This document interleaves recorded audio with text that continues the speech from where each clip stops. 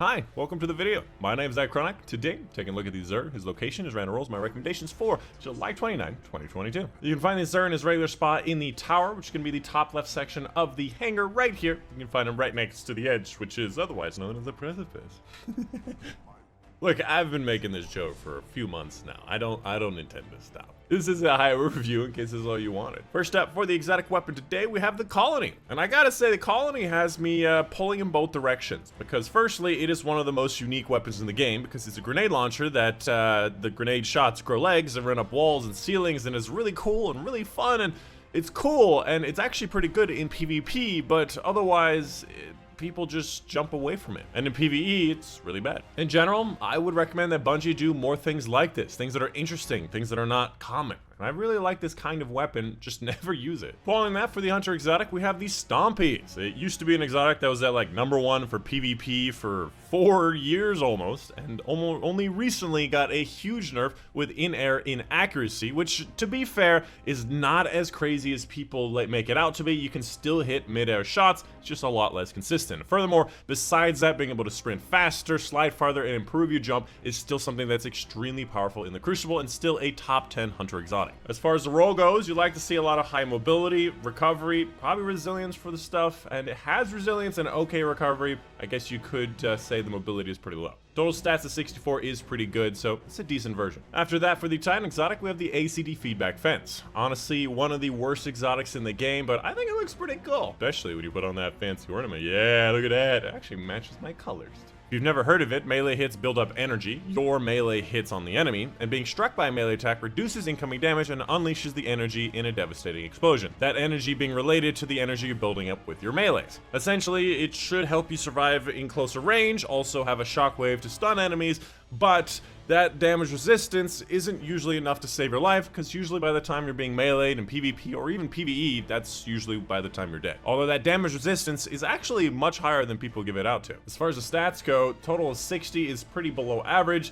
With this exotic, I guess you'd like strength and resilience, which it doesn't really have either of, so not a great roll for not a great exotic. And of course, for the Warlock exotic, we have the Karnstein armlets, which is actually a really nice gloves. The only big issue these days is that the Warlock melee is not as good as it used to be. We used to have insane celestial fire, or a lot of other different kinds of ranged melee options that are not as good as they used to be. That being said, melee kills that instantly restore like half your health and shields and give you 8 seconds of recovery is actually really nice, and even sometimes nice in PvE, as long as you're not past like master difficulty. TLDR, if you like meleeing, this heals you a lot. Combine that with classy restoration and all the other ways to heal yourself, and it's a decent way to stay alive. As far as the role goes, you'd probably like to see a lot of strength, probably mobility, probably recovery because it's more PvP stuff, so not the best roll. Total stats of 63 is okay, but it could be better. After that, let's take a look at the weapons. First up, we have the Whispering Slab, which is a lightweight frame bow. I do like these in the kinetic slot, although this perk roll is not really that great. After that, Friction Fire, which is a 600 RPM SMG, which has Rampage, Accurize, Hammer Forge, and some handling stuff.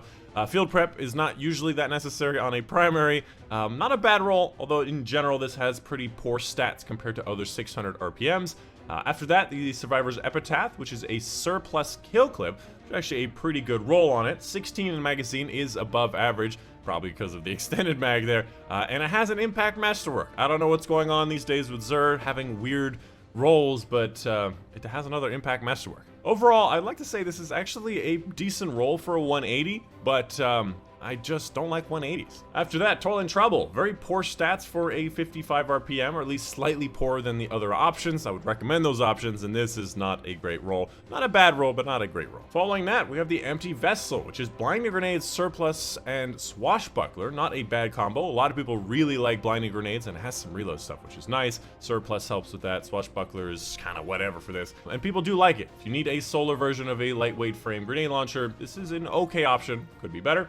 After that, the Bad Omen, which has tracking and cluster bombs, as it does not have impact casings. Otherwise, a decent roll for both PvP and PvE. And lastly, we have the Fool's Remedy, which is a rapid-fire sidearm. And again, I usually prefer the 2 bursts or 3 bursts, as I find they're a lot better in almost every way. And this one does not really have that many great perks on it. After that, for the Titan Legendary Armor, again, your class will see different armors here. We have a 59 High Resil Intellect, not a fan. We have High Recovery Discipline 62. Wow, that's 30 and 24. Could work with your build.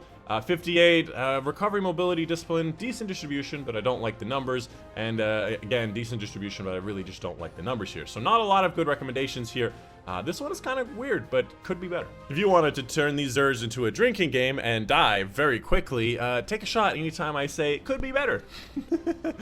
After that, let's take a look at the exotic weapons. First up, we have a Hawkmoon with rangefinder. Is that arrowhead? And we do have a recoil direction, which is pretty darn awesome. So this is a role that I actually would recommend. Obviously, we have rangefinder. We have a recoil direction, bringing up to a full 100 recoil direction. I would like to see a little bit more stability based in some of this, and alloy mag is not really my favorite, but it is still a quite good role. And again, rangefinder really makes a big difference. I would recommend it. Following that, we have the Dead Man's Tail, which usually you're looking for either Vorpal or you're looking for moving target. And of course, the high caliber rounds is also pretty good.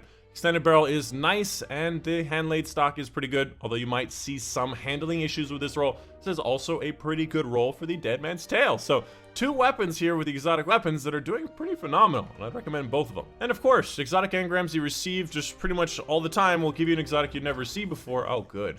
And or a very high stat roll. And obviously there's a range to it. Not a big fan of this or the roll. And in case you're wondering, the Hawkmoon that I literally use all the time is almost exactly the same as this one. Obviously the magazine comes from the Catalyst, so it's pretty darn close.